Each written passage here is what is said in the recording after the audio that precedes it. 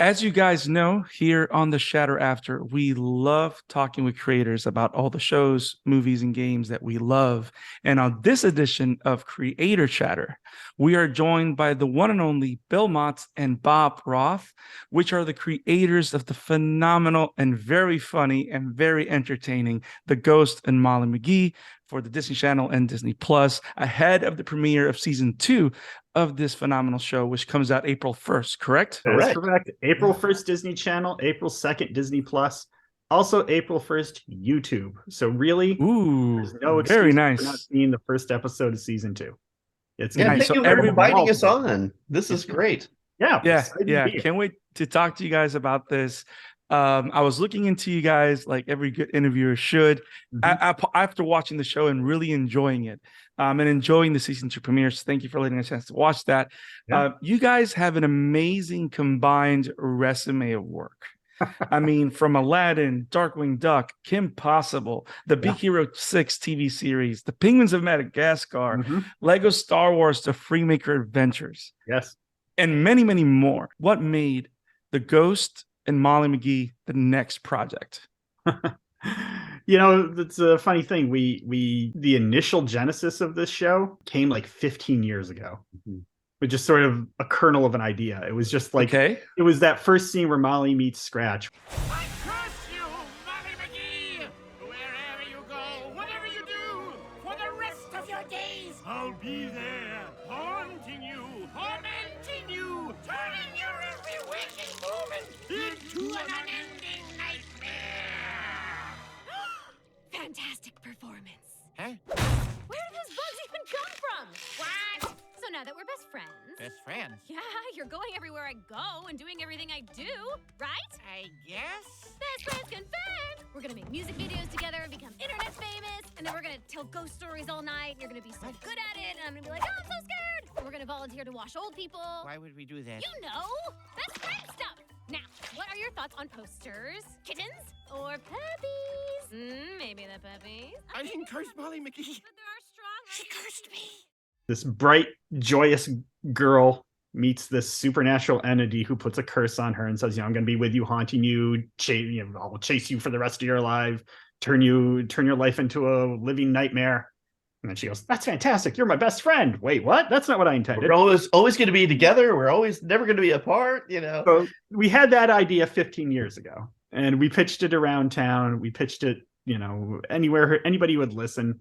And we got a lot of no's, or, that's a cute idea, but not for us, or not at this time, or we can't do it now. But it was an idea that we, that notion made us laugh. We knew there was something there. So we kept it in our back pocket whenever there was an opportunity. We dusted off and pitch it. Because we knew there was something there.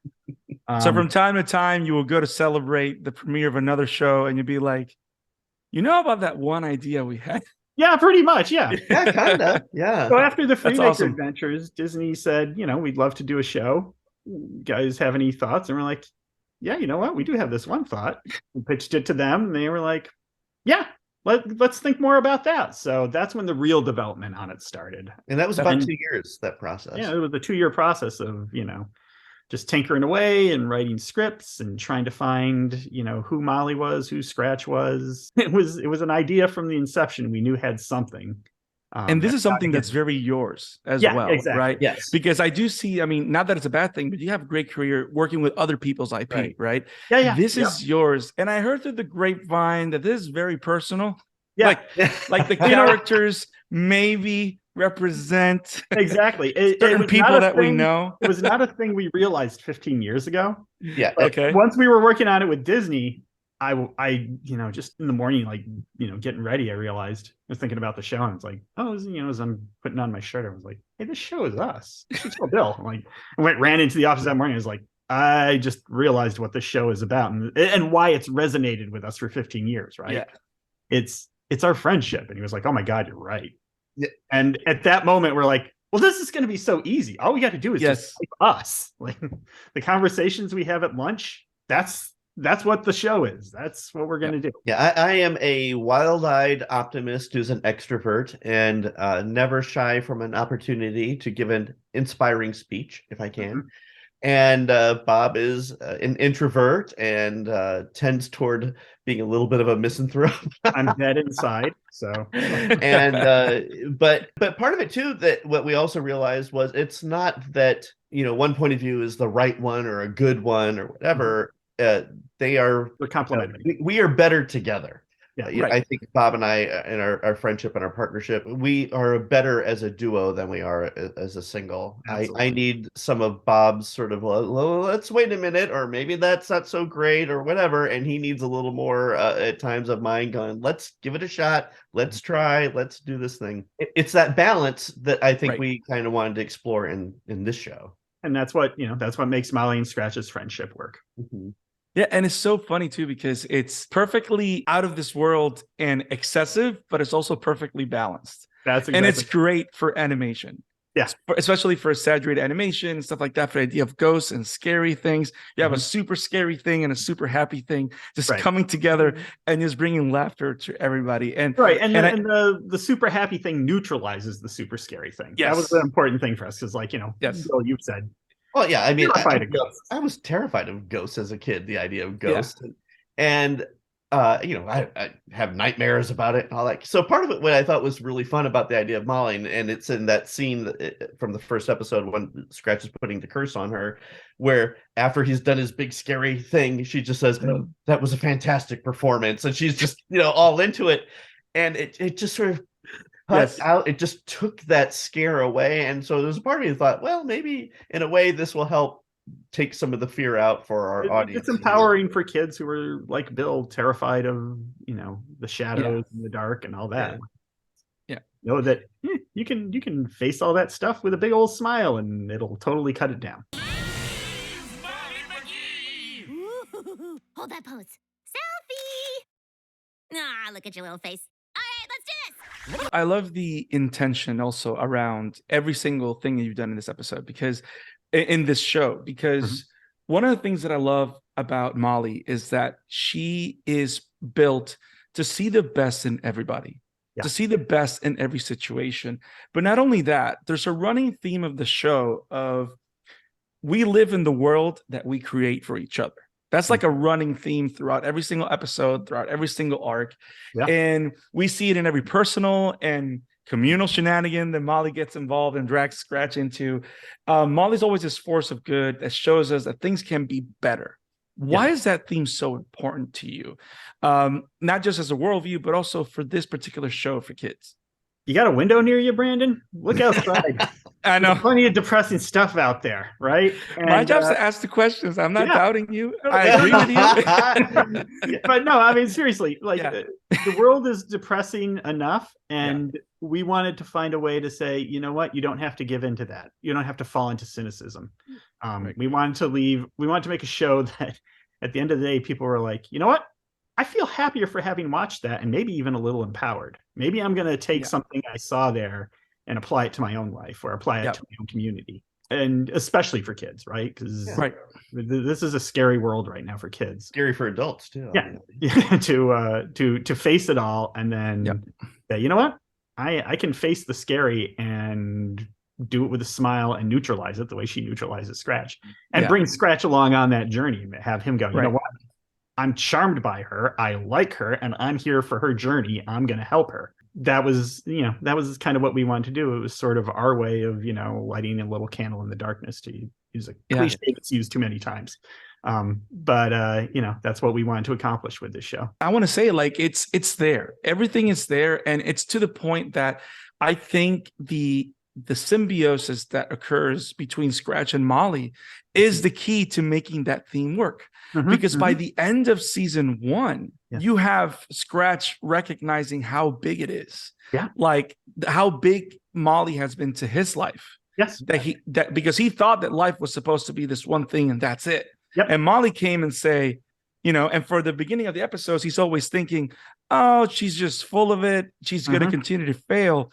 But that unending, that unrelenting spirit that she has to just try. Yeah. Even when she doesn't succeed, Scratch goes, well, maybe if I help her, she'll succeed. And then he gets it. Yes. So it's all about, okay, together, That's how we do it. It's about, it's 100%. 100%. And it's about kind of overcoming cynicism. Right. Because cynicism is easy to fall into. And, Yes. But it is not a good way to go through life. And I mean, so Molly on the surface appears to be naive. She's not. She's just optimistic. Yes. And relentless. Scratch learns that lesson over and over and over again. When we first meet Scratch in the very first episode, he is, made fun of essentially by the Ghost Council, and he plops back into an empty attic and he says, I don't need anybody else. I like being alone. I don't need anyone. And that's his sort of premise of his afterlife. And Molly comes in to ruin that for him, essentially, and open his eyes. The first line in our series Bible actually is, this is a show about a ghost and the girl who brings him back to life. And so she kind of infuses life back into him. And as you're saying about community, I think one of the things that can happen, especially I think in our social media world where we are bombarded constantly with stuff that's happening around the world that just seems, terrible, or comparing our lives with those who seem perfect and we can't possibly live up to it. That part of Molly's point of view is to make a difference where a difference can be made, where she can make that difference, where the community can make that difference. So she may not be able to fix sort of, some giant, problem by herself, but she can fix it there in Brighton, or she can fix it with this friend, or she can fix it here in her family, or she can fix it herself. She can start a movement that will snowball. That then can grow. I mean, and one of the episodes we'll deal with in season 2 is about climate change, and it's kind of her, and what an overwhelming problem it can be. Yeah. So, but what is her piece in it, right? She can't fix the whole thing. Right. It's her piece that she can kind of deal with. So I'm so happy you picked up on that, because that was our hope and our wish, that would be a message that comes through. You never know if you're succeeding. It is perfectly fine to make a cartoon that is nothing but 22 minutes of silliness. The world needs that, I would say, even. Yeah. But we want to do something a little more than just silliness. We want to do something that leaves the audience feeling good for having watched it, and maybe gives them some tools that they can bring into their life. And I'm definitely seeing that, because in the beginning, when I first kind of saw, you always do like a little overview of what the series is, and then you start watching episodes. You're thinking, okay, this is going to be episodic in nature, but this is very serialized, a lot more serialized than I thought it was going to be. Sure. And I love how we build very little things, like you thinking that all these little things that Molly gets involved in are very separate from each other. But when you get to that finale, when you get to that moment that they're losing their house, when you get to that moment where Molly is trying not to lose hope, but she's at the borderline and everybody can see it, but she doesn't want to admit it, right? Yeah. That one moment where she can no longer be the ray of sunshine, but she's trying to be. But then the people that save her are the community that she's poured so much into, which is so powerful. So I love how that's a theme. You see on the internet people complaining about filler episodes, and I'm always like, no, the filler episodes, if you're doing it right, they mean more than the ones that are just moving the ball down the field. You need those filler episodes, because those are the episodes where you really start to learn about your characters.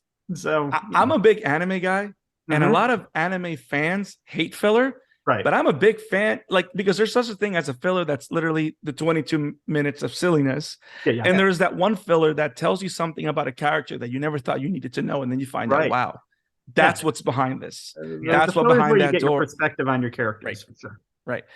And in also in the idea of themes, another theme that I find very common in shows that I love, like Moon Girl and Devil Dinosaur, Kim Possible, is that it accentuates how real friendships are not defined by social norms or popularity. Right. But that they start by a spark of commonality, or what Molly calls the X factor. Right. And then they grow as they embrace each other's differences. We see this with Kim and Ron. We see this with Molly and Scratch, and later with Molly and Libby. Most of these characters are seen as outcast. But they are working bar elites to go on adventures. Why was it important to pair the lead with outcasts? Libby, we always knew we wanted Molly to have a human friend. And we just started looking at, what can we do that's a a contrast to Molly, the same way Scratch is. Opposites attract kind of thing of, Yeah. Molly's outgoing, Libby's going to be shy. And, you know, if Molly is bright and optimistic, Libby's going to be a little more grounded and not necessarily pessimistic, but less prone to flights of, you know, wild-eyed fancy. What was fun about it was not only did Lara Jill make such a great character inhabit the character, bring so much life to her once she came in, but also we started to realize, like, you know, once Libby learns about Scratch, there's going to be a funny little bit of dynamics there that Libby and Scratch aren't the same person at all, but they're going to be kind of allied and sort of like, oh, Molly, we don't want to run outside in the snow day. We don't want to do that. You know, we are both much more low key people who would rather stay inside. We're both introverts in that way. And then, you know, Molly thinking she's bringing people together, and she has, but she's also created this alliance against her of like,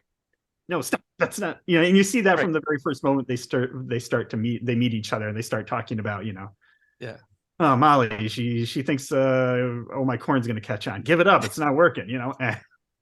So she realizes in her efforts to bring people together and create community, she's made it's blown up in her face a little bit, and yet she can't be unhappy about it because she sees she's bringing other people together, but she's bringing other people together. It has a consequence, a funny consequence. It's not, you know, it's not the end of the world for her. But Molly's prone to magical thinking, you know, and I think Scratch and Libby bring a realism of perspective into it that probably makes, like, they wouldn't take the initiative on their own to make a change.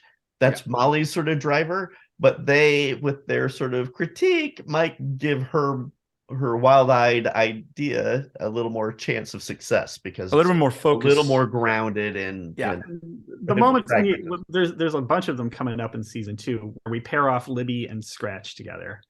Nice. Are just golden stuff. I can't wait. I can't wait. Yeah, because they're like the same but very different. Yeah, exactly. It's like, because it's two different types of grouchy and gloomy, you know. I love that you mentioned the actress that does the voice of Libby, because I'm a huge fan of Digimon, a huge fan of Beastars, and she's been in the industry a long time, big fan of her. And I love Libby. Like, the whole episode about them trying to watch the comet literally explains everything you guys have said.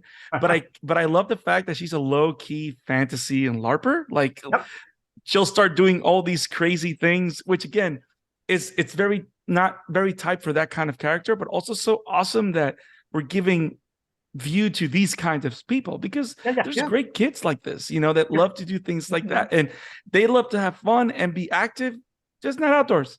And they need their sleep. Well, you know, there's a part of it. My oldest son is in a lot of ways like Libby, in that he loved role play and playing on, you know, and when he was younger, he'd get all his buddies that kind of come in and, you know, and they'd act out the sort of stuff. But then as they got a little older, they got more interested in, you know, they're playing sports, they're doing this and this, and he felt more and more kind of left out of because he still loved the imagination play. Right. And then what was kind of fun is when he kind of then was reached an age where he could be a DM for like D&D and all that sort of stuff. Then, and to this day still, I can totally see Libby being a DM, bro. Yeah, you know, absolutely. 100%. Libby 100% is the DM. Yes. Yeah. Yes. So she did a whole campaign on that comic episode. Yeah. Yes. 100%.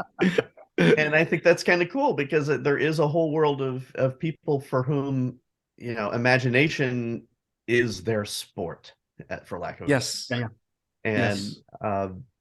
and that they could bring community together. And man, during pandemic, my son would lead a massive D&D campaign over Zoom with his siblings and a wide swath of friends, and they all kept in touch from across the country by playing these massive games together. And it was, you know, it was awesome. Yeah, that's amazing. characters like Libby, creating these characters, creating these storylines. But another thing you guys have created here is not just a great show for kids, a great show is for big kids like me. I'm 34. And I'm here for all the reference. I'm that guy like Captain America and Marvel, the Avengers, that goes, I got that reference. Yeah. Like, you guys have tons of fun in the writers' room. I can see it. You guys put a great team together. Paul Chang, Sammy Crowley, Peter Lim. How much fun are you guys having? We are having crazy amounts of fun. And I can tell. It's not just in the writers' room. Our board artists, our directors, our actors, our music people, our designers. Designers, our design team. Everybody puts so much of themselves into the show, and I don't want to speak for the crew, but I'm going to speak for the crew and say, they were all having so much fun. It just was, especially, during the pandemic, thank God we were creating a show that was bright and fun and happy. If we'd been working on some dreary, depressing thing, I don't know how I would have gotten through it. It was a pleasure to sit down at this desk every day and go, all right, that's awesome. Let's get back into Brighton and make something fun and happy. Let's unhappify. Yeah, that's awesome. Yeah, I can tell. Like, there's all little references here, like the whole thing with Kenny Starr. Like, there's so many things there that are just so funny, so great, that I know that kids are not going to get. They're going to enjoy it because it's a great animated thing, but us bigger kids are going to go like, ha. Yeah. I grew up on Bullwinkle. Bullwinkle is one of my favorite cartoons, and Bullwinkle is a show that works for you as a kid. The big moose and the big squirrel are having silly adventures. Sure. Watch it again as a teenager, you're going to get different things out of it. Some of the jokes, and then watch it again as an adult, and you're going to realize, holy smokes, they got away with all this. They got away with a lot. So we wanted to make a show like that. We always want to make a show that kids love. That's first and foremost. If we don't get kids, we're out of a job. Yeah. But we also want to make the show that, if mom and or dad wind up sitting on the couch next to the kid, they don't want to hang themselves. They're like, oh, I'm actually enjoying this too. I can sit down and we can both enjoy it. We can both enjoy it. And then it's family viewing. And that's the ultimate goal for us. When people tell us, I watched this with my kid and we both cracked up, that makes us super happy. Bill, you tell a story of walking through downtown Disney wearing your Molly McGee shirt. Yeah, just having a mom and daughter kind of come up to me. They had no idea who I was. They just saw it and they just started singing the theme song together. That's awesome. And it was, that was really fun. That mom knew it just as well as the daughter did. And that's awesome. Yeah, those are the moments we live for. Yeah. Those are those cool little, because Brandon, you make this stuff kind of in a vacuum to some extent. Animation's runway is such a long thing, to make it. I mean, we shipped our first episode to the animation studio 2 weeks into lockdown of pandemic. Right. And so not only were we not in studio together, we weren't even together other than through screens like this for the bulk of production. So you are hoping that it's resonating and connecting with people. So it's so gratifying when you get these little moments of that it connected with somebody, it touched somebody. And that's really fun as creators. Now, in any kind of animation, one of the most important parts of it's music. Sure. How did Michael Kramer and Rob Cantor get involved? Because all the little songs, all the little themes are just great. Yeah. They're silly, but they're fun and they're great and they're intertwined with the story. How did they get involved? Because they've been doing an amazing job in these episodes. So we first worked with Mike Kramer on the Freemaker Adventures. He was our composer on that show, and we had such a good collaboration with Michael. And he's also one who's willing to play. So one of the things that we it was Steve Loader's idea, I think, initially, of saying, let's kind of orchestrate Scratch with, in a way, found sounds that are something almost like if a ghost was in your house. What would they'd rattle here, hands or keys, or, things like that. So he found all these sort of interesting found objects to sort of add to the orchestration for Scratch, and that was super fun. And then Steve was also friends with Rob Cantor, who he had actually done I guess a music Did a video. few music so. videos for Yeah. his band Tally Tally. Hall. That's He awesome. brought in Rob and to write the songs, and Rob is just a genius at writing quick little funny 1 minute pop songs. Who's got the goods? Do you have what it takes to lead us? Who's got the goods? Do you have passion in your heart? Who's got the goods? Can you parkour across the forest? Yeah, as soon as we met Rob, it's like, oh, our long lost brother is here. Here he is. Yeah, and one of the things that's so cool about what Rob, well, and actually Michael too, is we talk about, what is the emotion of the scene, or what is the intent here. Story-wise, Rob, really wants to get into the what do we want to accomplish story-wise, and so he really becomes a partner in the overall storytelling of the episode. It's not just the song moment, but Right. he understands the whole flow of what needs to happen. In the writer's room, we when we're breaking the story, we pinpoint the moment that, okay, that's going to be where the song is. All right, so that's the moment we're going to give to Rob. Then the writer will, at script, write, a paragraph about, hey, here's what the song needs to accomplish. Here's some gags you might consider. Here's some inspirations for the song. I was thinking, it might be something like this or something. It might be a Dua Lipa thing, or it might be a ragtime band thing. Who knows? And then we sit down with Rob. He's read the script by that point, and we kind of turn it over to him and say, all right, this is what we're thinking. If that works for you, run with it. Mhm. If you have a different inspiration, go. Just go, man. Just go. Yeah. And sometimes he will, go, what? No, what here is on the page is exactly what I want to do. And other times he'll say, let me think about it. And he'll come back and say, okay, I know you asked for a ragtime band. I'm giving you a reggae song, but I think it's going to work. And we're like, okay. And then it works. And it's amazing. He is so good. Yeah. Nice. And I think too that He's never given us a reggae song. I don't know why I said reggae, but he has thrown us. I think you're putting ragtime something reggae. out in the world there. Yeah. We need a little reggae. Everybody needs a little reggae once in a while. And the thing about the songs too, not only are they fun, but they actually allow us to tell more story than we would typically be able to in an 11-minute. It sort of compresses some of that Act 2 journey, where you get to sort of highlight some of that the progression of the story, both from plot and emotion. And so that was kind of nice. We really realized, wow, we can lean on that more to kind of. It allows us to tell bigger stories. Yeah. Yep. It also lets the story breathe and lets the audience get involved a little bit more until you get to the next story beat. So it's actually a nice combination of elements. Now, this is a big one for me. All right. Okay. I'm a huge video game fan. I'm a huge anime fan. So when I found out that Aloy from PlayStation's Horizon series is Molly. Yeah. How did that happen? Because she's apart from the fact I know she's amazing already. Yeah. But she's amazing as Molly. How did that happen? So it's a funny Ashley story. Birch. We met her as a writer, actually. We were working on the pilot, and we were bringing in people to kind of, add their 2 cents and sort of help us find who Molly was. And she came in, and she had a bunch of really fun ideas. And then as she was leaving, the executive who brought her in said, she does voices too. And we're like, huh, interesting.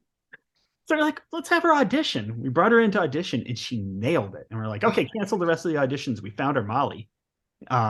Then that is amazing. There's another pilot that already has dibs on her. We can't have her. And we're like, oh, shoot. So then we went on a long casting search for Molly, and we auditioned a lot of really, really, really good actresses. But nobody was bringing the specialness we saw in that first audition from Ashley. But even the executives would be like, doesn't quite have Ashley's. Like, you guys put her in that other pilot. Then we heard that other pilot died, and we were like, get us Ashley right now. Now. And as soon as she came in, like everything, we put her in the booth with Dana, and it was like so apparent that like this is it. This is what the chemistry show together was hilarious. They could improvise and riff off each other. Yeah, there's somebody who can keep up with Dana in the improvising is like that's the thing. Master Shake. Mm-hmm. everybody knows Master Shake from Aqua Yep. Teen Hunger Force. Oh yeah, that's Dana being a that's how we huge knew him. star in adult animation. I love how he brings that gravitas, right? And that Yeah, sarcasm and that tone to Scratch. Yeah. How did you You guys know, get with Dana? Do you guys know But- Dana? We worked with Dana. Actually, we first worked with him way back on the Penguins of Madagascar. it was Madagascar. Came in Yeah, and did a guest voice for us there. Nice. Then we cast him as Grabala the Hutt on the Freemaker Adventures. Which, Oh, nice. That's where we really got to know him. Became yeah. I mean, That's awesome. he did a. I don't know. I feel like it was a 7-minute riff as Grabala talking to Boba Fett. That was one of the funniest things I've ever witnessed. Yeah. And we could only use about 20 seconds of it, but freaking brilliant. And so we knew like he scratches Dana. There's no wind him question. up and he goes. And here's the other thing about Dana. He is an enormous Disney fan. He has been to literally every Disney theme park on Earth Around the world. Yeah. That's multiple amazing. times. He goes several times a year. He's an encyclopedia of that kind of So stuff. he has the diamond editions. Yeah. So he was super thrilled to be, become a Disney character. That's To awesome. Be a character part of the Disney animated character pantheon. He was thrilled with that. And we were thrilled to have him. He's such a great guy. And then the two of them together, boy, one of the things that when we initially started recording them, Disney has a recording booth that has two booths with a shared window that's soundproof window, so they could see each other and they can riff off each other. and which was fantastic and helped sort of set the tone of what their dynamic would be. But then once we hit pandemic, of course, everyone had to record from home, and we were really worried about how that would work. We're delightfully surprised that we'd still record them together. They could still riff off of each other, and there is some of the funniest improv. Actually, it's even in the first episode of season 2. But that one where the moment where he says, "So when you say get rid of the chins, you mean?" And she's like, "No," and he's like, "I don't know where your mind goes. I don't know where your mind goes." That's all those two ad-libbing. That's amazing. Every single time. So funny. So last question, because I know you guys have a lot more awesome creating to do. After the amazing super anime-like save that Molly does at the end of season 1, by the way, no one can convince me that Molly was not inspired by Super Saiyan Goku when she goes all yellow and electricity all over. So nobody will convince me otherwise. All right. Not going to try. Well, I will. Can I make a little side? So that gold color, gold is a very important color in Thai culture, and we kind of knew that where we were going from beginning. So we made sure none of the other ghosts in the ghost world even share that spectrum of color. Right. So that was nice. That was nice. Yeah, because they all have like the purple, the green, the blue. So, but to me, like I saw that and I saw like little electricity on. I was like, hey, I see what you're doing. It's there. Yeah. That was awesome. So, episode 1 of season 2. Moving truck? Oh my gosh, oh my gosh, oh my gosh! Cone Topaz!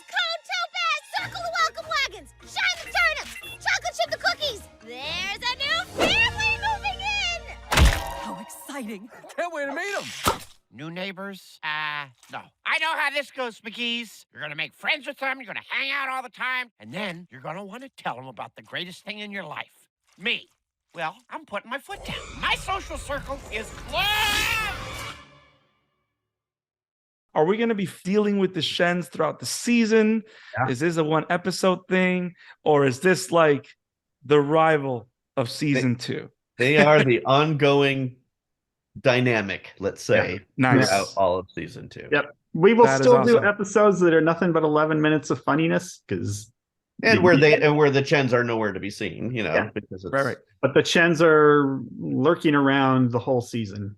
their presence throughout the whole season. And Nice. I can't wait to see more, guys. Thank you for this time with you. Hopefully, when we get closer to season 3, if we keep on going, I will love to talk to you guys again. we'd love to Because do you it. guys are awesome, and I love the things that you guys are creating. Thank you for spending time with me, man. thank this you, is Brandon. our It was honor. a real Thank you pleasure. so much. Yeah. Awesome. You guys have a great time, and thank you for joining us. And thank you. we'll see you next time on The Shadow After.